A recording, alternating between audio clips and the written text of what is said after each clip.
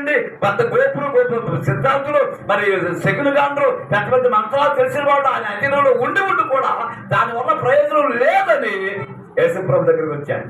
వచ్చి మామూలుగా మీరు చేస్తున్నట్టుగా నేను చేస్తున్నట్టుగా అడగలేదు. ఆయన నమస్కరించి పాదాల మీద పడి ఆయనకి మొక్కి, అయ్యా నా పరిస్థితి, నాకు చిన్న కుమార్తె పరిస్థితి ఇదయ్యా, దయచేసి మీరు మా ఇంటికి రావాలయ్యా అని అడిగినప్పటికీ యేసుప్రభు సరే అని వెళ్తున్నాడు. దేవునికి స్తోత్రం.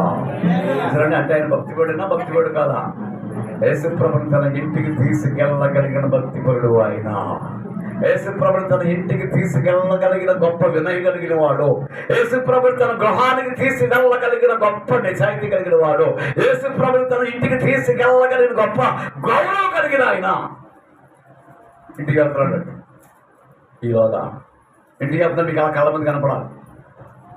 యాజకులు గారు తీసుకెళ్తున్నారు, యేసుప్రభు వెళ్తున్నారు. ఇప్పుడు ఆ దృశ్యంలో యాజకుడు ముందు ఉంటాడా, యేసుప్రభు గారు ముందు ఉంటాడు?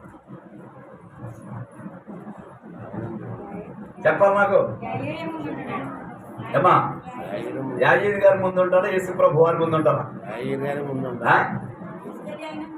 తీసుకెళ్ళి ఆయన ముందున్నాడు. ఆయన మేము ఆయనకి వచ్చే అదే వెళ్ళిపోటీలా దగ్గర ఉండి రండి సార్ తీసుకెళ్తున్నప్పటికీ అక్కడ ఏం జరిగిందంటే, ఆ ఇంటికాడ నుంచి, ఆ వీధుల నుంచి, యాజకుడు గారి యొక్క సందులోంచి, ఆ వార్డులోంచి, ఆయన వీధిలోంచి కొంతమంది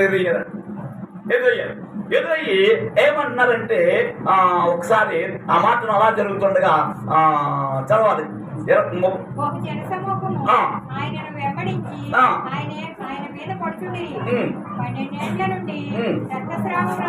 ముప్పై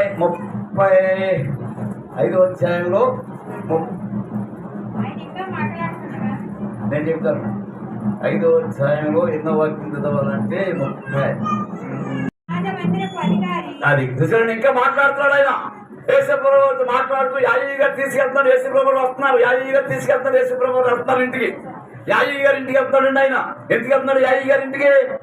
ఏమో ఎందుకు వెళ్తాడు? వాక్యాలు మీరు వింటున్నారు, మధ్యలో అడుగుతాను. నేను వెంటనే ప్రార్థన చేసేస్తాను, భోజనం పెట్టేస్తాను. ఆ చిన్న కుమార్తె ఒంట్లో బాగోలేదు కనుక ఆయన తగ్గించుకుని దేవుడి ఇంటికి తీసుకెళ్తాడు.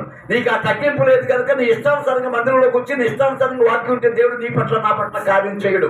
ఇచ్చేదే తక్కువ టైము. ఈ తక్కువ టైం అనేక రకాలను చేయాలి. గారిలో ఉన్న నమ్మకం, యాజకుడు గారిలో ఉన్న విశ్వాసం, సభలో ఉన్నప్పుడు కూతురు బతుకున్నప్పుడు ఏ విశ్వాసంతో ఉన్నాడు, అదే కూతురు చనిపోయినప్పుడు కూడా అదే విశ్వాసంతో ఉన్నాడు కనుక దేవుడు అద్భుతాన్ని చేశాడు. ఇంటికి వెళ్ళాడు. వాళ్ళందరూ గోళ్ళు మరి ఎడుతూ ఉంటే తప్పుకోండి. ఆ అమ్మాయి పడుకుంది కానీ సావలేదని చెప్పేటప్పటికి అక్కడ ఎడుతున్న వాళ్ళందరూ ఒకసారి ఏడు పాపి ఈయన ఎటగారింది మొదలెట్టారు.